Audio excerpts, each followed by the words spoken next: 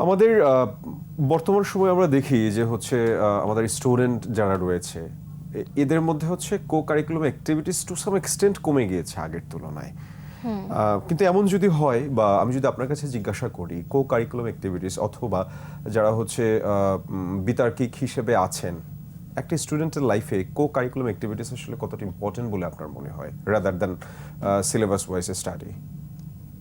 আসলে যারা co-curricular activities করে তারা বিষয়টা আরেকটু ভালোভাবে বুঝবে, তবে যারা করে না এখনো আমি সবার উদ্দেশ্যেই বলতে পারি যে কোকারিকুলার অ্যাক্টিভিটিস আসলে আমাদের আইডেন্টিটি তৈরি করতে হেল্প করে।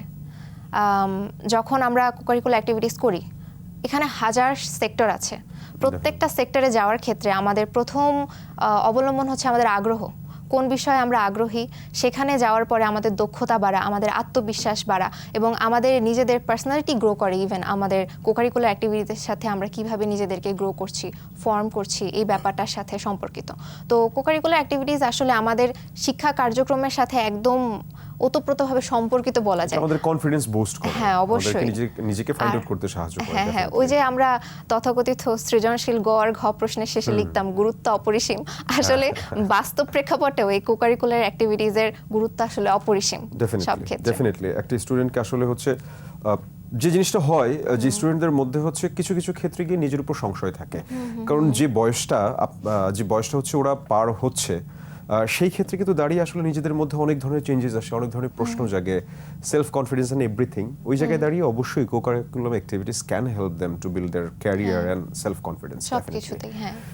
আপনি তো ভাষা বিজ্ঞান নিয়ে পড়ছেন এবং সমাজ নিয়ে ভাবছেন, আপনি আপনার মতো যুক্তিতর্ক উপস্থাপন করছেন। আপনাকে যদি কখনো বলা হয় যে রাষ্ট্রযন্ত্রের কোন একটা জায়গায় আপনি কিছু হচ্ছে অবদান রাখতে চান বা কিছু করতে চান, তাহলে সেটা কোন ক্ষেত্রে হবে? আমরা মূলত এই ভাষা বিশ্লেষণ আর গবেষণার ক্ষেত্রে কাজ করতে পারি এবং সক্রিয়ভাবে কাজ করতে পারি। ভাষা বিজ্ঞানের শিক্ষার্থীরা এই বিষয়ে যথেষ্ট আগ্রহী। আমরা উপভাষা বা ডায়ালেক্ট নিয়ে কাজ করতে পারি।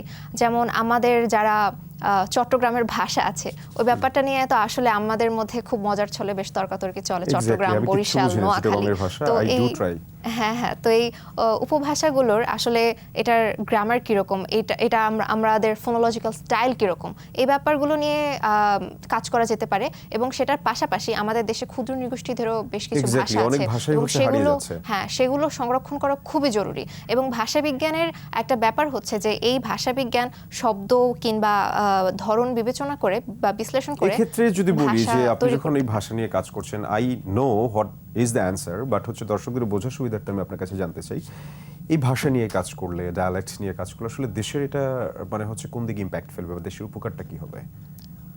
ভাষা নিয়ে কাজ করা আসলে গুরুত্বপূর্ণ, কারণ ভাষা আমাদের আইডেন্টিটি, এটা সংস্কৃতির উপাদানের প্রথম এবং প্রধান একটা উপাদান হিসেবে আমরা ধরতে পারি। আর আমাদের দেশের নামে তো ভাষার নামে, ভাষার জায়গাটা আসলে কোথায় এটা তো আসলে বলে বোঝানো খুব অল্প শব্দে সম্ভব না।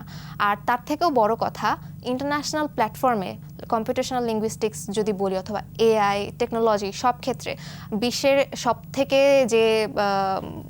যে ভাষাগুলো আসলে ভূমিকা রাখে বা যে প্রভাবশালী ভাষা, সেই ভাষাগুলোর পাশাপাশি বাংলা ভাষাও যাতে একটা প্রভাবশালী ভাষা হয়, এই বিষয় নিয়ে আসলে আমরা কাজ করতে চাই। এবং এই ব্যাপারটা খুবই গুরুত্বপূর্ণ যে টেকনোলজি, এআই থেকে শুরু করে লিঙ্গুইস্টিক্সের সব সেক্টরে বাংলা ভাষাটা যাতে প্রধান ভূমিকা পালন করে, কারণ বাংলা ভাষা কিন্তু বিশ্বের টপ ল্যাঙ্গুয়েজগুলোর মধ্যে একটা।